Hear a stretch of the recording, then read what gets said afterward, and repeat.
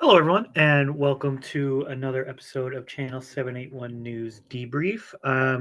This week, we're going to be talking about a few things. We're going to talk about the MBTA Communities Act. We're going to talk a little bit about what's going on with the Fernald. There's a lot going on right now with that. What's been going on at the City Council. There have been some proposed and accepted changes to the special permit process that we're going to talk a lot about. And we're also going to talk about the law opinion about councilors engaging in public forums, which we had a special report upon, but we're going to talk about that in just a second. This week, we are joined by the usual Jamie Kirkellis, Everyone.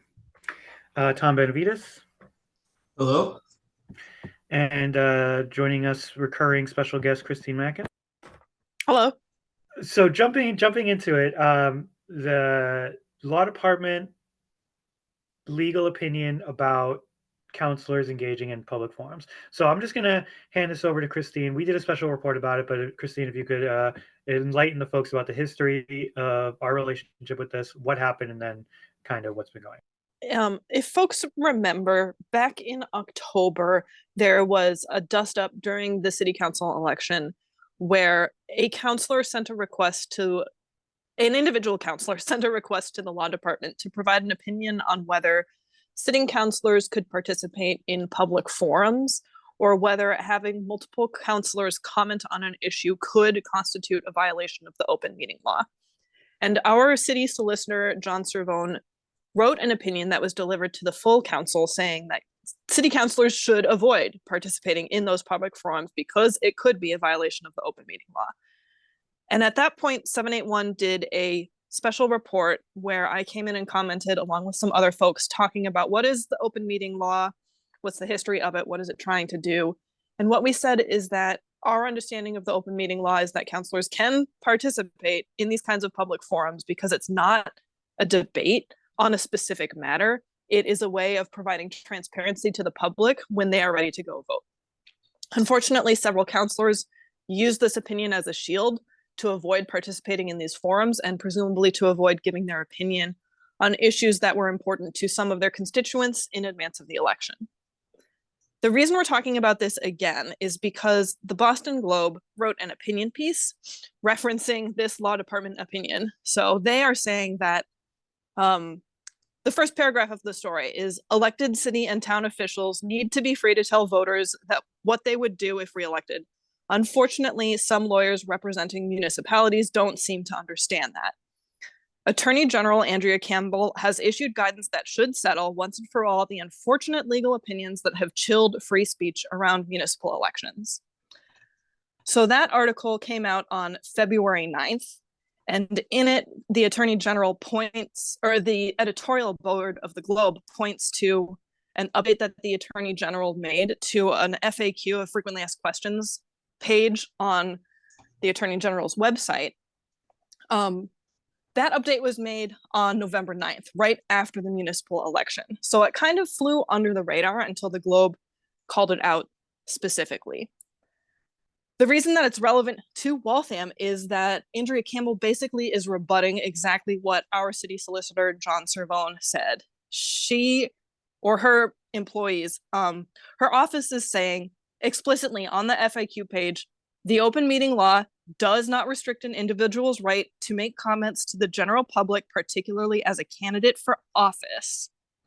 Even a quorum of members of a public body may participate in a candidate forum or similar public event, and each share the opinions on a matter that may fall within the public body's jurisdiction, as long as the members engage only with the public and not with each other. So that means any sitting member of the Waltham City Council and anyone who is running for a seat could get up at a forum run by the League of Women Voters or by the Waltham Land Trust or by whoever, any public forum that they wanted to go to, and say their opinion on any matter. But if, for example, Patrick O'Brien and Robert Logan and Paul Rasco, all three of them got into an argument with each other, that's what would become a problem. And I suspect that any appropriately moderated forum would not let the councilors argue with each other, because that's not the point of the public forum. And I hope that all of our city councilors have enough dignity and restraint not to get into a fight in a public forum when they're trying to get people to vote for them. So those are the facts. Now, I want to kind of tease out two more issues that are specifically related to this, if you all will bear with me. One is about the city solicitor. So he is an employee of the city of Waltham who reports directly to the mayor. And his job, above and beyond anything else, is to protect the city's legal liabilities, to advocate on behalf of the city of Waltham. And he failed to do that here. His opinion exposed the city to basically a public slap on the wrist, if not more than that. I'm not a lawyer and I don't know how big of a deal this is, if the city is losing face compared to our peers, or if this is just going to fly under everybody's radar. But if his job is to protect the city, he failed to do that here. And then there's also a political question where the city councilors were using this opinion as a shield to avoid public scrutiny. And in my opinion, very unfortunately, the voters of Waltham let them get away with that. All of the councilors who declined to participate in those public forums got reelected. And so if you as a voter want your city councilors to be speaking out on issues, you got 2 years now to organize, to get them to participate in the public forums and to tell them that you're not going to vote for them if they're refusing to go on the record on matters, and that they cannot hide behind these pieces of paper. They need to stand up for what they're going to do, what they have done, and they need to be transparent with the voters. And unfortunately, we have an electorate in Waltham who seems totally fine with the councilors just refusing to state their opinions. But I'm not okay with that. I didn't vote for those folks and I'm not going to. And I hope that people watching 781 will also hold those councilors accountable and make sure that we have robust public debate going into the next election. Yeah, just to emphasize that, everything what you said was fantastic. Direct, those are the things to take away. So like there are only two situations where a city councilor will tell you that they can't tell you about how they're going to vote, maybe telling the truth. One of those circumstances is if it's about a real estate transaction that the city is negotiating currently. And the second is if it is like literally actively during a public hearing, they cannot give you their opinion on the matter. Other than that, like if you're ever interacting with your city councilor and you ask them, hey, what do you think about this issue? Or how do you plan on voting on this issue? Like there is no legal restriction to them telling you how they are going to vote. And the second thing I wanted to emphasize was specifically, I just wanted to bring up, so the councilor who triggered the legal opinion last fall was Randy LeBlanc. This was his message. And essentially you'll see that he was convoluting two things. Like at the heart of it, what LeBlanc didn't like is that he didn't like the League of Women Voters and he didn't like Watt CDC. So he was like, oh, these are politically biased organizations and therefore, you know, surely there's like a legal defense for me not engaging with them. What's important to consider is that when John Cervone put out his legal opinion as city solicitor, he did not touch on this conflict of interest issue because there is no such thing as a conflict of interest as it pertains to people or groups that are not straight up elected officials. You know, there is no such thing as a conflict of interest for Watch CDC or League of Women Voters.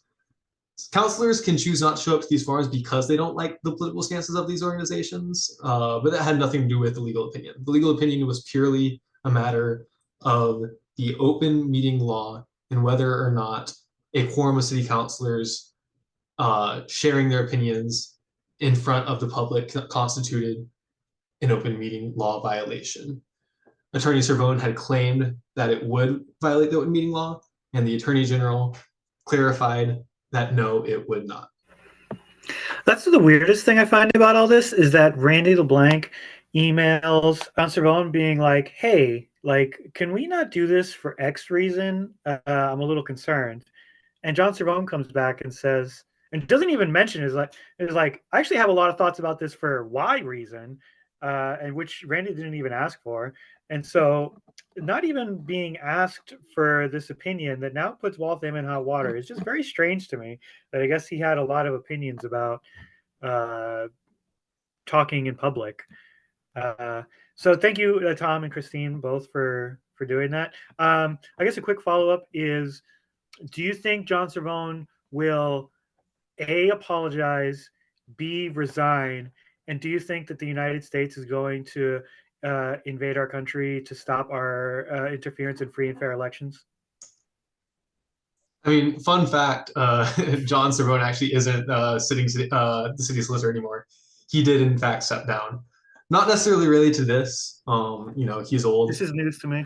But yeah, no, he's no The, longer city solicitor. the last meeting, he was supposed to get appointed as the assistant city solicitor, but he wasn't present too.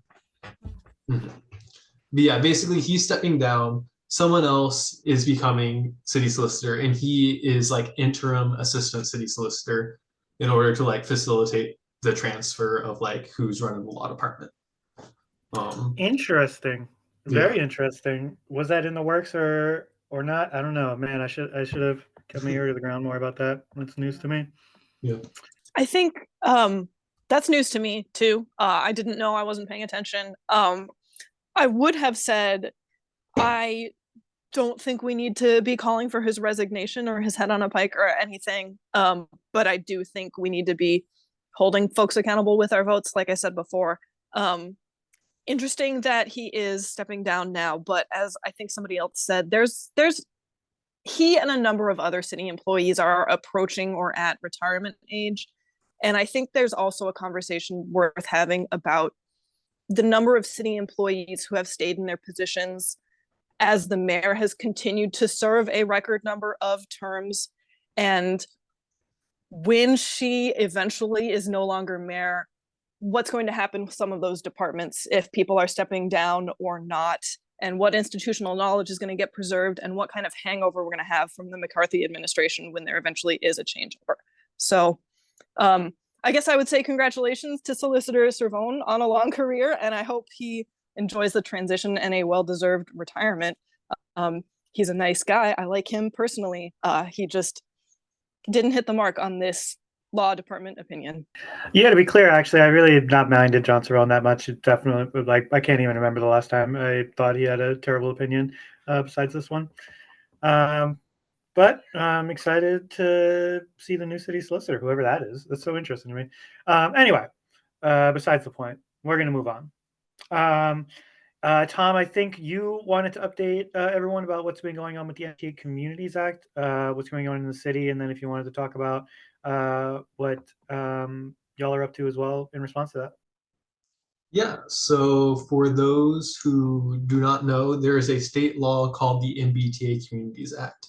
And what this law does is that it requires all suburbs with commuter rail access, or who are like even close to the commuter rail, to upzone their cities to have certain areas of their city allow for multifamily housing at a density of at least 15 units per acre. And if you don't know what that density looks like, imagine like a triple decker on a small lot. Like it truly isn't like that dense.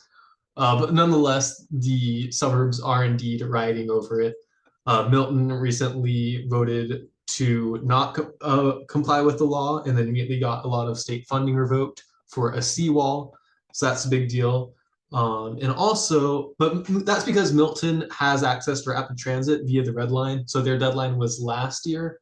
Waltham's deadline isn't until the end of this year, December 31st, 2024.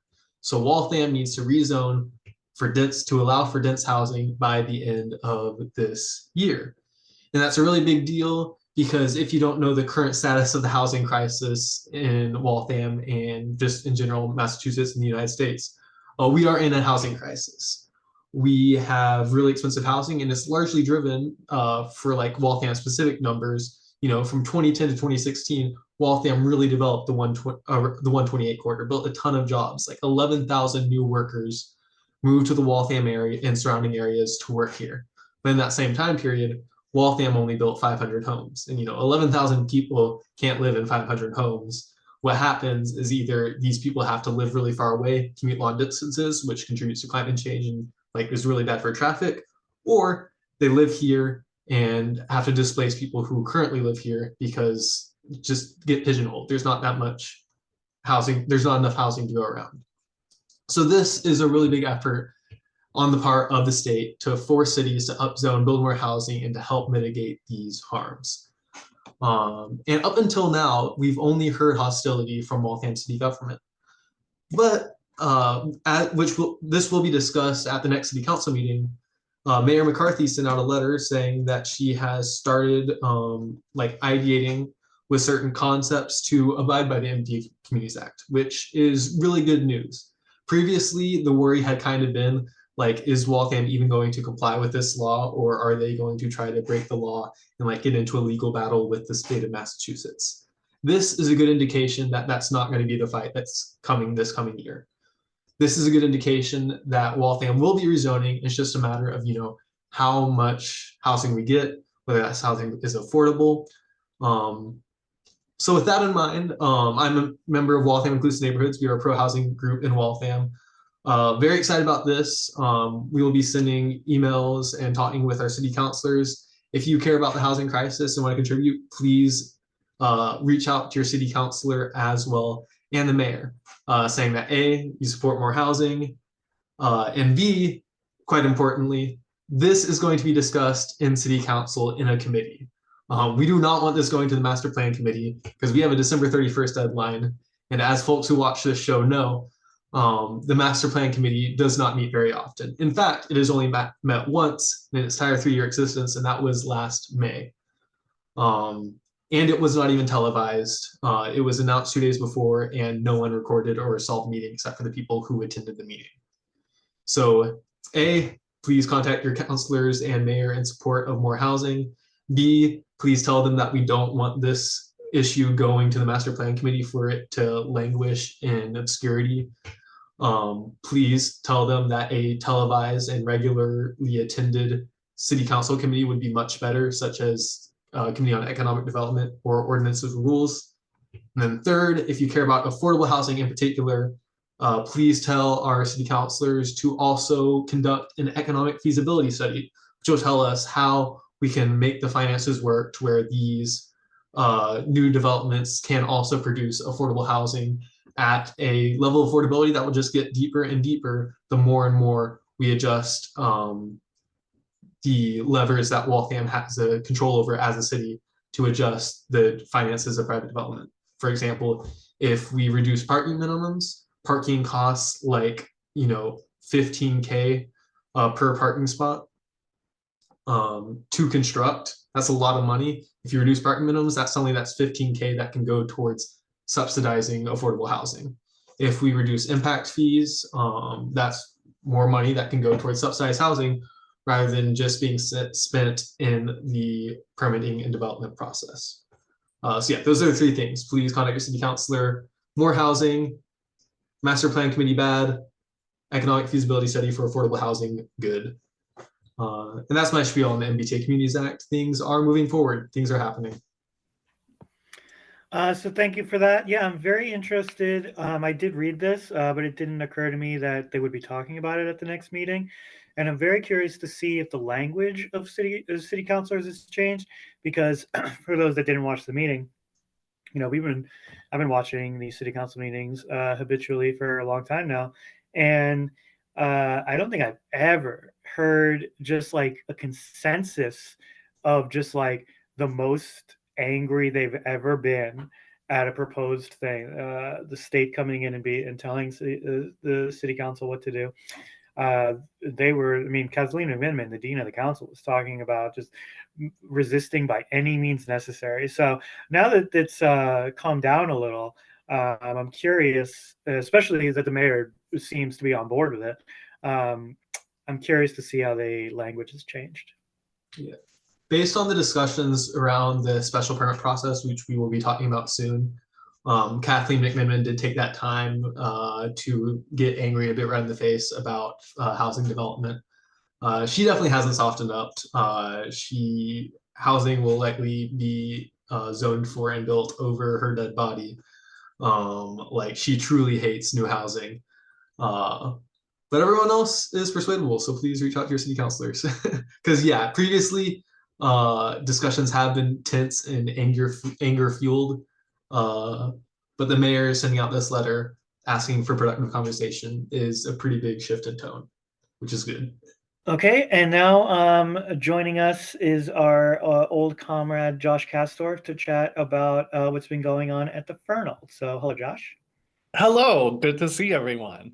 Yes, please enlighten us what's been going about the Fernald. Well, there's a lot going on, and it's kind of surprising because you may remember in December, the city council voted to go ahead and fund the first stage of the recreational plan for the Fernald.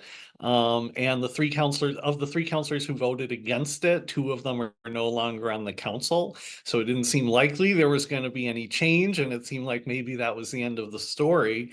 Then there was an opinion piece in the Boston Globe, which called out both the state and the city on the handling of records, the patient records that were left behind on the site, and have some are which were still there, and some of which have been destroyed by vandals.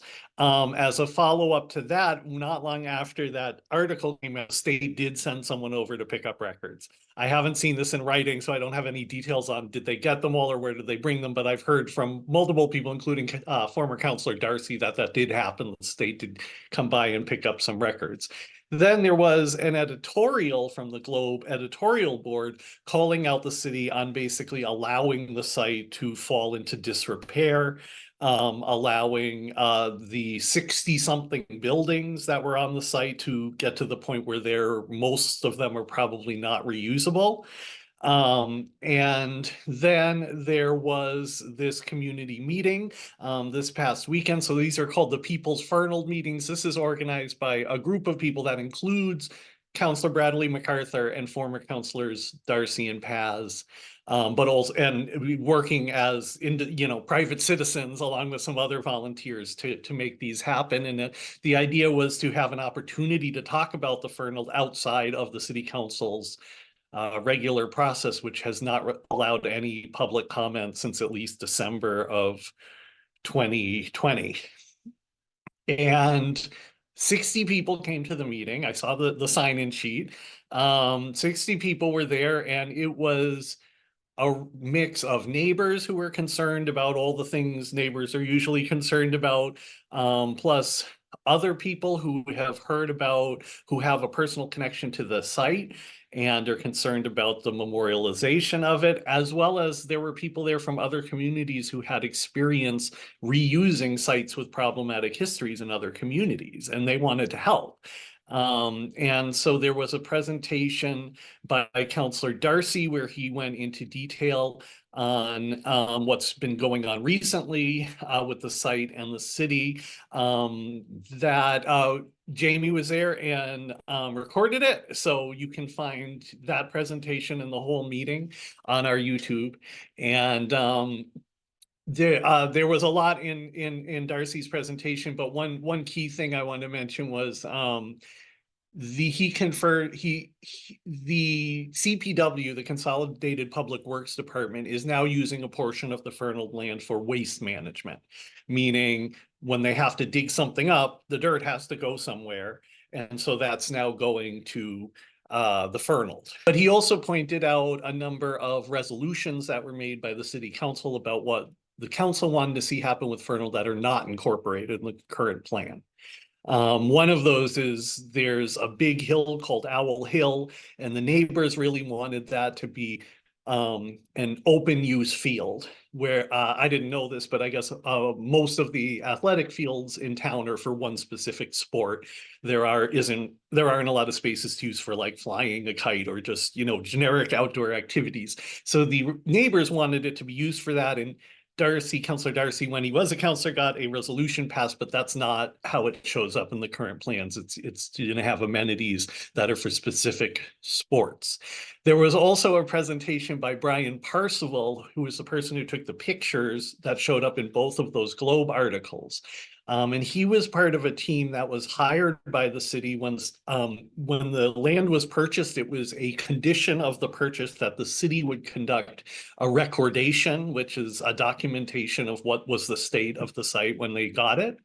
And so he was part of a team that was hired to do that. And they took tons and tons of pictures and video, which he said they've delivered to the city now. He said they sent multiple hard drives of media to the city. And they're also making a website, which is not up yet, but should be up soon.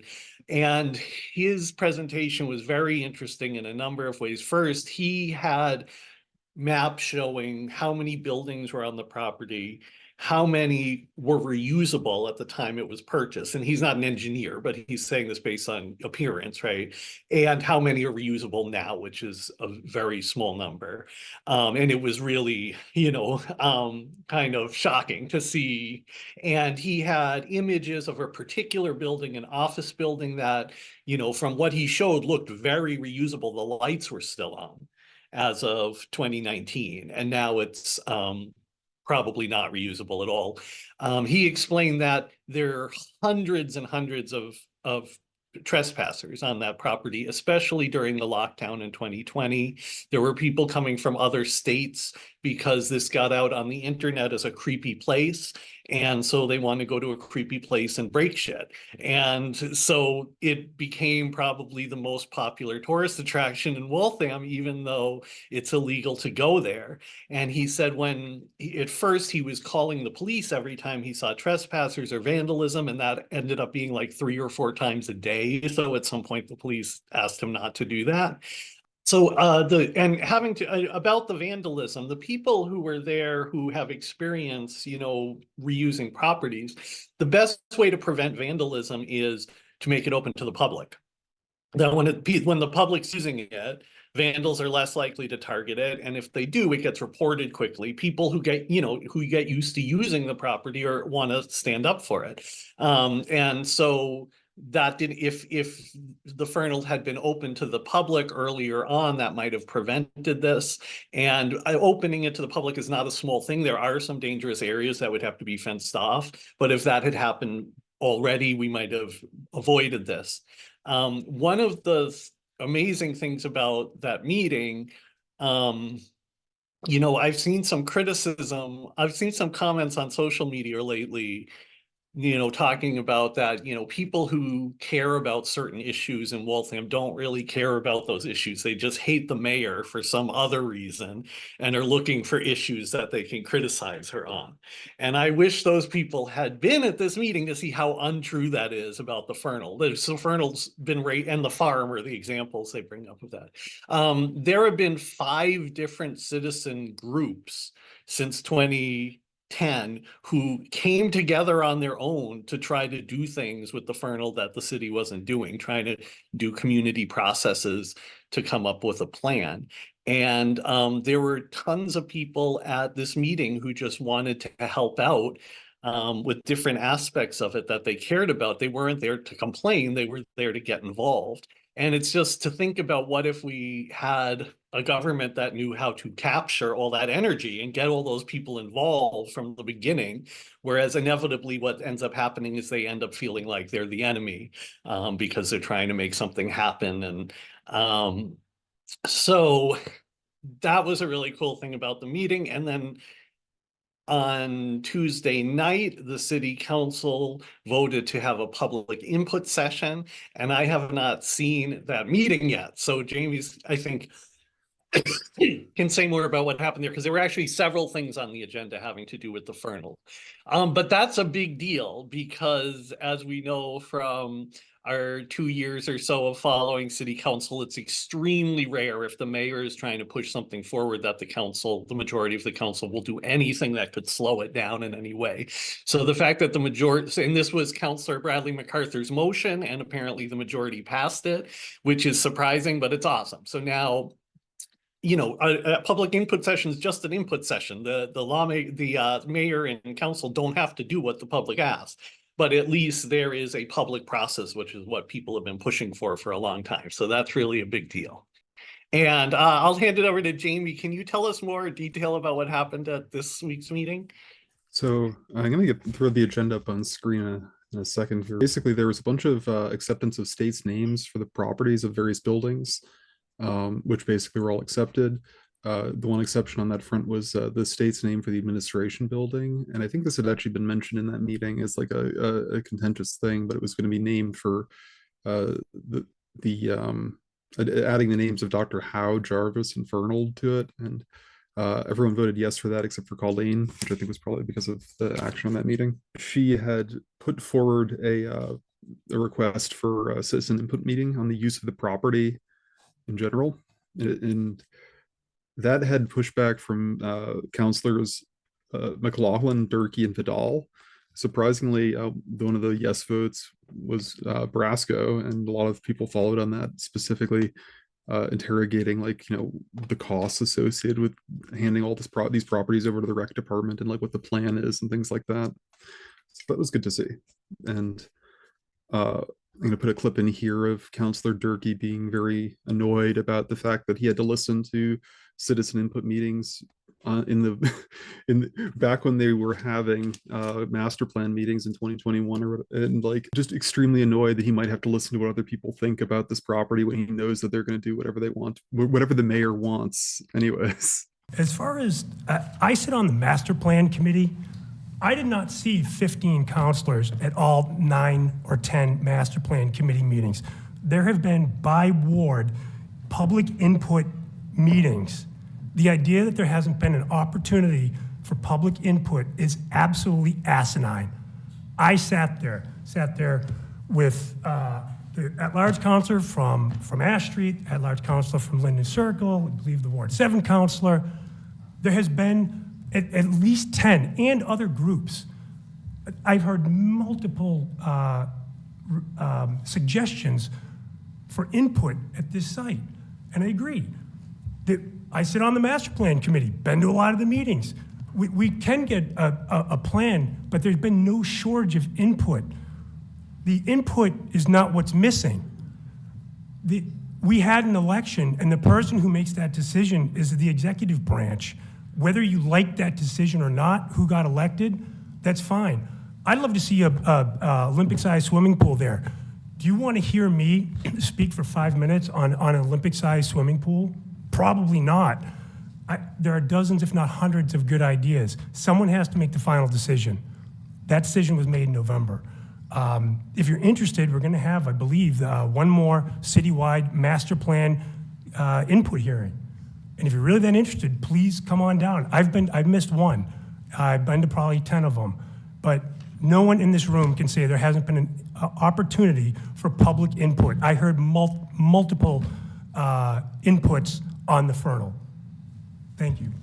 Moving on. So one of the other things that was, there's an archaeological survey of the cast iron fence area, which was also mentioned in the thing in the that previous meeting. And during that, Colleen had a request for doing a radar survey of other spots that were going to get used, just to make sure that like there weren't any people buried there. And that was voted down by everyone except for Colleen.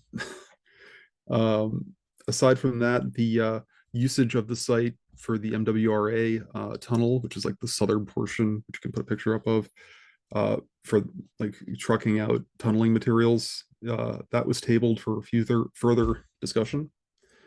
And that was all the Fernald stuff from that meeting. So thank you, Josh and Jamie, for all that information. So I'm curious to both of your opinions about the future of the Fernald, in the sense that like about a year ago, I like accepted that whatever the mayor decided to do with the Fernald was going to be exactly what was going to happen. I didn't really see like the movement necessary, and also literally the logistics. At a certain point, I was like, okay, that's it. Was it like I don't remember if it was like the last vote that they took or the presentation that happened. I was just like, okay, that's it. Like it's done. It's moving ahead. It's going to happen. But with all of this stuff that's still going on, you know, there's still people pushing back, and now there's a citizen input hearing. Like, what? I don't really understand. Like, is the thing moving forward? Is there a chance to stop this?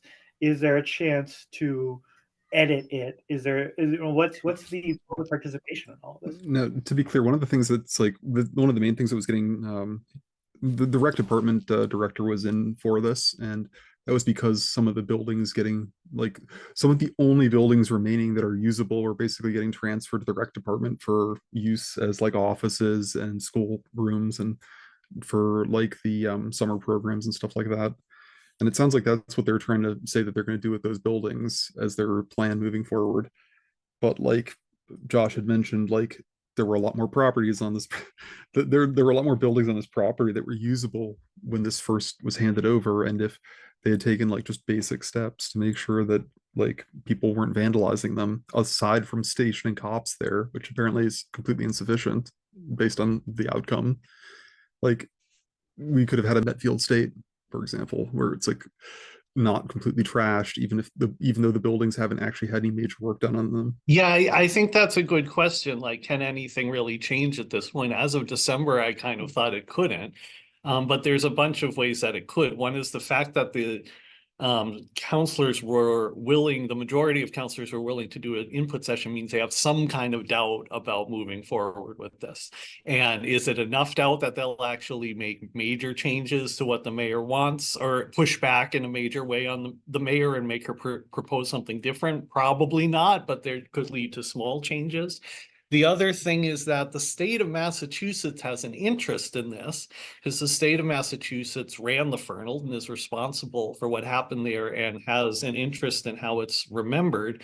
And Waltham did make, according to various, has been allegedly failed to meet certain obligations to the state. The biggest one is that when you buy a property with CPA money, you have to have a restriction on it. So in this case, it would be a restriction for conservation, recreation, and historical preservation. And that has to be managed by a third party. That's the law. The city can't manage that itself. And Waltham does not have that for the Fernald or for any of our CPA properties.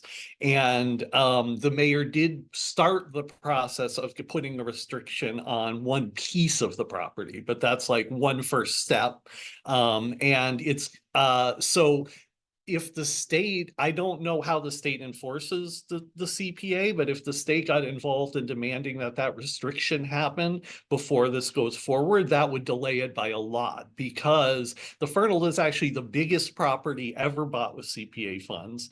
It's rare that a property has more than one intended use, historic and recreation. And so it's going to be really difficult to find an organization. You have to have a third-party organization who has experience doing that thing. So if it's like, for wildlife preservation, it could be the Audubon Society. You know, if it's for recreation, it could be the Girl Scouts. But there's nobody who has experience running a thing like the Fernald. So this is a problem that the mayor and the people involved in purchasing the land have known about it ever since they purchased it, and not much has happened with it.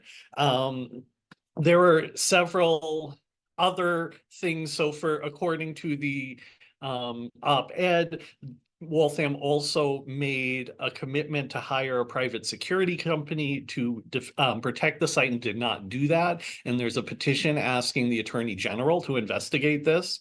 So that could somehow get in the way of this moving forward. So yes, there's a lot that could still happen. And the reality is, if you look at other sites with difficult histories in other communities, they do take a long time sometimes. Met State move forward relatively quickly, but it can take 10, 15, 20 years sometimes for a community to figure out what to do with a site. And that is the hard part here, because the neighbors and a lot of people in town, the number one thing they want is for it to move forward quickly. They're just sick of it sitting there unused and inaccessible. So then the people who want to move it forward quickly can end up being, you know, working against the people who want to have a better plan. So we'll see how that plays out, but there is still potential for the plan to change, especially as it gets more attention and gets more attention from outside of Waltham, from the huge community of people who have personal connections to the Fernald or to disability more generally. So yeah, we'll see what happens. It's an interesting thing. My feeling is the work we're doing to get the word out is valuable, even if we fail to make any difference in the city's plan, because we're helping to remember the site. We're getting stuff online. We have information online about why the site was important. And so it's still a useful thing to do, even if we end up having no effect on the city. No, 100%. Yeah, definitely people are becoming more aware of the Fernald, what's been going on, and the history behind it. And so I'm very pleased with that. And hopefully, you know, I would like to think that something is possible. And thank you, Josh, for opining on that. Okay, unless anybody has anything to say about the Fernald. I just want to make one more comment about the namings. So I saw the proposed namings of the mayor, and they all sort of make sense, except one thing is So far, nothing on the site is named or proposed to be named after a person with a disability. Yeah. And a lot of it is going to be named after people who helped people with disability, like Fernald himself, depending on your opinion of him, and Shriver, Eunice Shriver, and there he added on for William Toro, the judge who forced reforms of the Fernald, to have something named after him. So that's all good stuff. But if we were making a memorial to slavery, and it had Abe Lincoln's name on it, and it had names of a bunch of other white abolitionists, it would kind of stand out to people. That's a little weird to not recognize any Black people or any people who were enslaved as part of that memorial. So why doesn't that stand out to people here? It doesn't seem to, because I haven't heard many. So it's to me, it says something about where people's heads are at and thinking about what story we're trying to tell with the Fernald. Absolutely, excellent point. And I think what you'd find for a lot of memorials and monuments to slavery is that it is, in fact, a lot of white anti-slavery people that are doing that. So I guess not exactly unpredictable. Okay, thank you, Josh. And so finally, I think I'm just going to talk a little bit about what's been going on at the City Council. I think most interestingly, there was a proposed and accepted change to how we do special permits. And Jamie, I'm going to ask you to talk about the acceptance of this because this was talked about a couple of weeks ago, but it was only accepted on Tuesday. And because of how local access works, that meeting wasn't released until today, which is Thursday.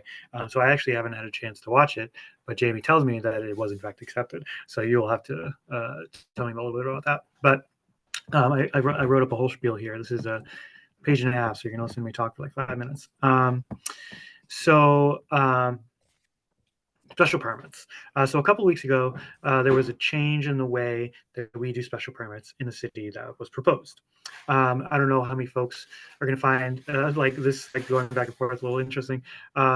But I'm going to do my best to explaining how the special permit process works in layman terms in Waltham. So how it happens is the first thing we do is we have a public hearing. All proponents, opponents, and interested parties, including city councilors, will weigh in on the subject and be allowed to ask questions. If you're a resident, this is the only real part of the process that you have to give input in the very beginning, which is the public hearing. Because after that, after the back and forth between proponents, opponents, and the city councilors, the public hearing is closed, and then a 90-day clock starts where the city council has to go through certain steps and then eventually has to make a recommendation on the special permit. They have 90 days to make that recommendation. They can also like amend their rules to give themselves a little more time. And generally how those steps go is that it goes to the Ordinance and Rules Committee where all special permits go. Deliberate on the matter, they ask more questions, they acquire more documents, blah, blah, blah, blah. And then they make a recommendation first reading. And then the full council approves that. And then after the first reading, it is sent to the law department. And then the law department looks it over, makes sure that it's, by the book, so that all the T's are crossed and all the I's are checked. And then after that, which can take any untold number of days, it goes back to the Ordinance and Rules Committee, and then they're deliberate on a little more. They talk about what they think about what the law department said, and then it is sent off to the full city council with an approval or a denial for a second reading. And then after the full city council agrees or disagrees with what the ordinance and rules did, then it goes back for a third and final reading. But what I have found is that most of the time during the full city council meeting, they suspend the rules to just approve the final reading with the second reading, because the third reading is just like more deliberation. And what I found is that it's really only the first reading and second reading that really matter. So that's generally how special permits in the Waltham City Council go. The law department just recently came to the City Council with proposed changes to this in order to what they say, quote, streamline the process. They're proposing that at the end of the public hearing, when proponents, opponents, and interested parties all talk about these things, that the public hearing does not close, but instead it's like suspended or laid on the floor. I'm not exactly sure the wording there. It is then referred immediately to the law department. So it kind of skips the Ordinance and Rules Committee step. They can still meet, and I assume they do still meet, just like anything other. And they can ask questions, but the law department is going to go through the petitioner's special permit immediately, and they're also going to ask the things that the city council is probably going to ask for, whether they need a traffic study or they need to amend the traffic study, or if they think the building is too tall, the variance, blah blah blah. And if what they find requires a change in the special permit, if they need a traffic study, then after the traffic study is done, after they request it from the petitioner and the petitioner does it, after that traffic study is done, they will reopen the public hearing, allowing for comment again from the public as well as city council. They can talk about it, or for the full city council, as well as the petitioners. They can discuss what they think happened with the traffic study or the changes that's being made. During that time, the Ordinance and Rules Committee will also come and tell the public what they've been discussing in regards to the special permit.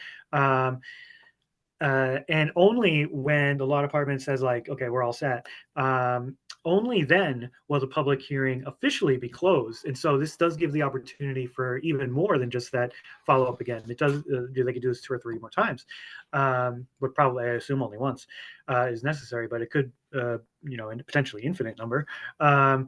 And at that time, the 90-day clock starts, and it's I guess like the Ordinance and Rules Committee can do whatever they want, which is probably going to be immediately make a recommendation, I assume anyway. So all this proposed changes led to a 2.5-hour discussion where I think a lot of it was taken up by Paul Brasco and Robert Logan. They had a lot of concerns about how it affects Rule 85, which states that no city councilor, while the public hearing is open, and Tom actually mentioned this, can make their opinion about the special permit known, like whether they support it or don't support it, until that public hearing is closed. So up until now, the public hearing ended right after the presentation of the first day that the special permit is in the city council. And so they then can talk to their constituents about the thing, however they feel like. But with this rule change, they are sending it to the law department immediately. It could be months before the public hearing officially closes. And that can put counselors in tricky situations, like specifically if like a special permit involves a resident doing something to their home, their actual ward counselor, which is where they usually go to for guidance and opinions, the ward counselor, the law department advised against going into their home and talking about the issue, the special permit itself. The law department specifically advised against doing these things. They did admit that you could talk in a neutral way, like in a personal conversation or what have you. They admitted that it was possible to talk in a truly neutral way, but they said, just to be on the safe side, they would advise against meeting them at all. And so councilors were definitely concerned about that. I will say that I've seen city councilors clearly being in favor or opposition to a petitioner during a public hearing. It happens all the time, and no one really gets called out on it. These folks are politicians, and they can say, I don't support this or I support this in so many words that don't include that. So it's very obvious, and I'm sure they can find ways to insinuate their support or disapproval for months. And what I'll say is I generally don't like giving more power to the law department, which kind of exists like by itself at the mayor's discretion, and it can hold on to like important pieces of legislation for a very, very long time, which can kind of squash social movements. But at the end of the day, I don't think this really gives the law department any more power because it gets sent off to the law department anyway, eventually. And also, and this was brought up, the fact that like the Ordinance and Rules Committee, if they wanted to act on the matter, if they wanted to approve or deny it, like immediately before the law department gets back to them, they can simply do it. The law department is making recommendations. It is in our like rules to like send it off to the law department, but they don't actually have to wait for them. It's almost I think I've only seen it like once or twice where the city council was just like, they're taking too long. We feel confident about this. We're just going to go ahead and do it. And so that can still happen. And so that can still happen with this change. So I think at the end of the day, I think I like this change because it gives residents the ability to speak on public hearings more. Like take the traffic study example. If a traffic study changes the petitioner's plans, they often don't need to do a new public hearing. They can kind of just amend it. But now residents, and then in that situation, residents wouldn't be able to get like talk about the new plan or talk about the traffic study. With this change, they will be able to talk about the traffic study and a little bit more about the plan. They can't like repeat old things, like it has to be on discussion, like it has to be about the traffic study in this example. So I'm generally in favor of more constituent feedback, and so this is that, and so I am in favor of that. I think that's what I'm coming out of here with, is that I am generally in favor of this. Jamie, you were at some of those meetings, and you were at this most recent meeting. So this was approved because it wasn't approved at the last one that I could watch, and the most recent one, which I couldn't watch, they did approve it. Yeah, so Katie Lochman, who also in that same meeting got approved as city solicitor, was the one who had been talking about this in the meeting before, trying to basically make the case that this is going to make us closer to being in compliance with what state law is for how this is supposed to work, because apparently like we were the only city operating in this way with the entire city council sitting on special permits in this way rather than having like a dedicated body for doing it. So that was interesting. And it's interesting that it is, so like they spent, like you said, they spent several hours talking about it in the last committee, the whole meeting, and then in this committee, the whole meeting, it went through in the last like 10 minutes. So that was pretty easy. Very much, Mr. Chair, Mr. Vice President, in alignment with the request, we were working off a presentation to have this very document before this body to be added to the section here that says City Council Rules section for informational purposes only. I asked the Law Department to they drafted this procedure based on the discussions and the presentation that we just went over for the last 2 hours. I asked the Law Department, Mr. Chair, to present this information to the board, to the council, excuse me. Yes. So this really is largely just taken from the substance of the slide presentation that was given this evening.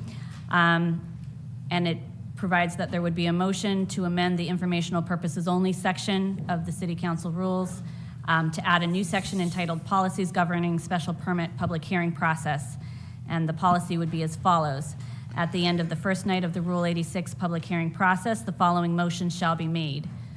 The first motion would be to refer the matter to the Law Department for review and comment, and to authorize Law Department to coordinate its review with the Ordinance and Rules Committee and all relevant municipal departments.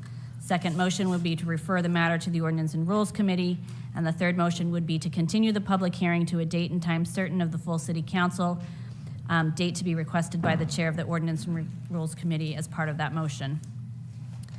Then at the continued public hearing before the full council, the process would be as follows. The City Council President shall reopen the continued public hearing, and the Ordinance and Rules Chair shall provide an update on proponent submissions and review the minutes of the Ordinance and Rules Committee meetings. Rule 86 shall govern with respect to testimony provided by proponents, opponents, interested parties, and councilors on any new submissions. And then a motion shall be made by Ordinance and Rules Chair to continue the public hearing to a new date, time certain, depending on whether additional time is required to review, for review and additional information. Mr. Chair, before I make any motion, I wanted to open this up to the floor to see if there's any questions on the proposed procedure that the attorneys just drafted while we were on recess. Thank you, Councilor Harris. Thank you. Councilor Brasco. On the Mr. Vice President, is that a document that is before us. Did the council from Ward 8 through you relinquish the floor? Is At this this time, yes. okay? What was just presented to us is something that says a motion to amend the City Council rules section for informational purposes only. That one line alone confuses the heck out of me. We are adopting policy and procedure. In order to move this in the correct manner, we should be adjusting, amending, or making considerations to Rule 85, 86, and more importantly, to Rule 89, special permit procedures. We should be amending our rules. That is not what we're doing here. We're adding something for informational purposes. This has gone on too long, and in one night, I think we should all discuss and debate this at a later date. Motion to table. Motion to table is non-debatable. All those in favor? Aye. Opposed? The ayes have it.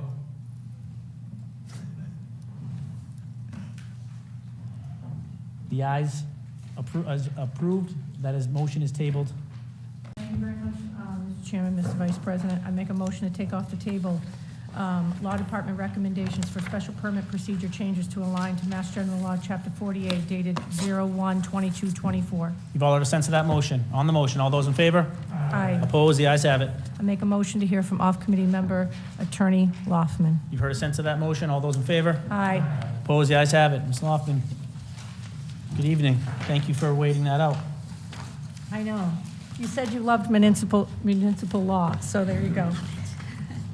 Through you, Mr. Vice President, Mr. Chairman, we had a wonderful discussion a couple of weeks ago about special permit procedures. It was recommended that we take it offline and the Law Department do a review of the council rules to determine if council rules needed to be changed. Attorney Loffman will speak in a moment, but no council rules require change. Tonight, before you in your packet, docketed, had plenty of time to review, are 2 copies of a script. Those scripts, Script 1 and Script Continued Hearing, are scripts that are used at the podium to direct full council meetings and are not subject to a vote of this council. The scripts can be changed without a council vote. They are amended and changed to manage the meeting. With that said, we were able to address the questions about, does this require council rules? The answer is no. Does this require any other procedural changes? The answer is no. It is a simple script change, and in the spirit of transparency and needing something to vote on, I'm going to move that we approve the procedural script changes that are before you in your docket, titled Special Permit Script 1, First Session, and enumerated in the second docket, Special Permit Continued Hearing. Motion to approve. Thank you, Councilor Harris. On the motion to approve the script changes that are before us. All those in favor? Aye. A roll call has been requested. Point of information, Councilor Dunn. So by approving the script change, we're accepting that we're holding public hearings open now throughout the duration of a permit. Through you, Mr. Chairman, to the Ward 2 Councilor, that is correct. We would not, if you read the scripts, what it says is that we will not close public hearings because Chapter 48 says we have to continuously take public input. So it would be recessed here. We'd go to ordinances and rules, work the way we always work, and we would come out on the date certain and give a summary update. And that's what the scripts drive. Thank you.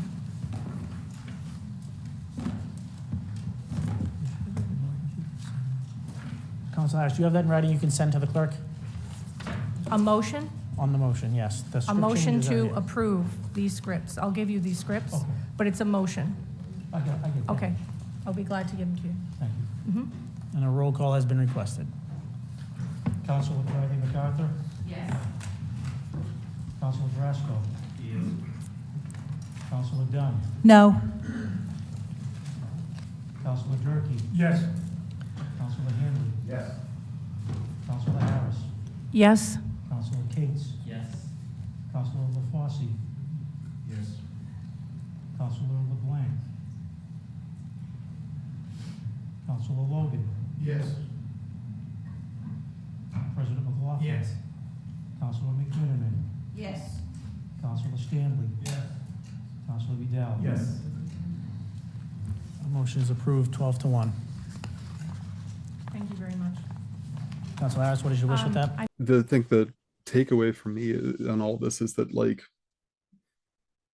they're just asking for this mostly because it makes the law department's life easier because they're not under a ticking clock to get stuff done, and they're getting the stuff that they're going to have to see anyways immediately instead of having to arbitrarily wait like 2 weeks, which is like the whole slow walking, making things take like 2 weeks because you have to wait for it to go to the next meeting is sort of what they do to punish the applicants, and they're using it to punish their law department in this case, or had been effectively. So that's my thoughts. I absolutely have concerns that the law department could just hold on to stuff a little longer now. And that, like, it irks me because, like, with like a lot of social movement stuff, you want to build on momentum, you want to keep things rolling. And like, if you undercut something by not being able to talk about it for 3 months, that can definitely like squash stuff. So I'm definitely concerned about that. But I'm hoping this is also special permit specifically. Yeah, you're right. That's very true. This is very specifically special permits, which a lot of social movements have nothing to do with about. Yeah. I would like to highlight something that Jamie mentioned though, sort of in passing, is like part of what makes Waltham like out of sync with other cities is the fact that our city councilors are the people who are voting on all these special permits. Like it takes up a huge chunk of Waltham City Council's time, and that's very unique. Most cities around here don't do that. And so with this process, yeah, it like removes the shot clock, but power is still in the hands of city council. And I really only just bring this up because it has come up in my previous conversations, because through my housing work, I've actually gotten to meet with the architect who did the designs for the Armory project, the affordable housing project led by Metro West CDC, which ended up getting tanked. And he absolutely hated the fact that he had to go in front of city council, just because it tends to be more politicized, more NIMBY, more anti-housing.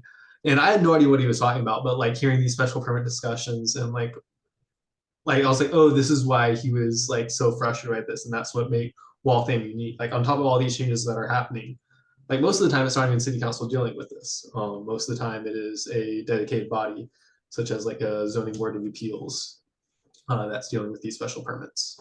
But Waltham is unique where our city councilors are voting on every single thing. And when special permits come up is generally anything that is like taller than 2 stories or anything that's denser than a duplex, and it comes to residences, it's a special permit. All the commercial development that's going up on 128, all special permits. Yeah. Also disproportionately, like anecdotally for me, like when I go to ordinance and rules meetings, if it's one of those developers, it's probably gonna be like a 2-hour meeting, and it's probably gonna be only that developer getting talked about in that 2-hour meeting. Oh yeah, Waltham City Council takes so much time for these special permit meetings. It's insane. Thank you, Tom, for that, because I sometimes, I get so bogged down in just Waltham stuff. It's always nice to hear what other cities are doing, despite what certain city councilors might think, and realizing like how other people do it. Because yeah, I've definitely heard from like even business owners like how the bureaucracy of the Waltham City Council is more complicated than other cities, and so I'm interested to see if this helps or hurts that process. And part of it is, so like the third sort of minor change that happens, it's not really a change, but the thing that happened with these discussions is that the law department came up with a checklist of special permit documents required, and that checklist is for city council so they can actually know what they're doing. But a city council is not made up of professionals. It's just random people who got voted in. They do not have this expertise. They don't know what they're doing. Like every single time there's a special permit, there are so many documents that are missed on part of the developer that the city council doesn't check. And that was a huge reason why law department wants to be involved from the get-go, so that way they can help check all this stuff. And B, this is also why the law department is giving city council this checklist. That way it's easy for city councilors who are thrust in this process to be like, okay, this is what the developer needs to provide us. Because currently it's just a lot of stuff slipping through the cracks and then a ton of back and forth that really draws out the process. But then Waltham is dealing with this 90-day limit of when they have to vote on the thing. And to be clear, I mean, I personally am actually in favor of the 90-day limit because I like it when things get done. It will very heavily depend on how you feel towards development. But as I mentioned, development includes, affordable housing development, such as the Armory. Like every single affordable housing development will require a special permit. And this is another cog in the machine. There are good sides, as was stated, there will be more opportunities for public input, but there are also downsides with a essentially indefinite public input period.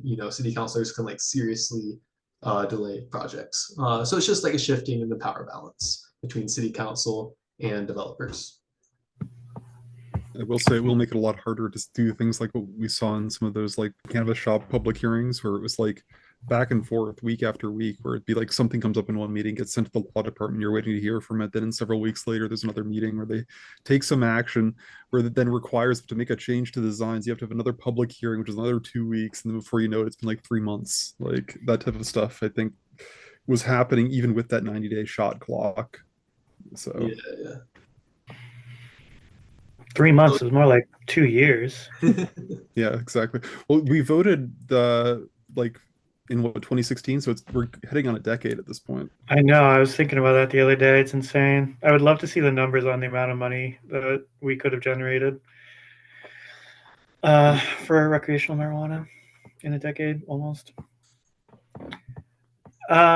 Okay, I think if nobody else has anything they want to add or anything they want to discuss, I think that'll do it for this episode of Channel 781 News Debrief.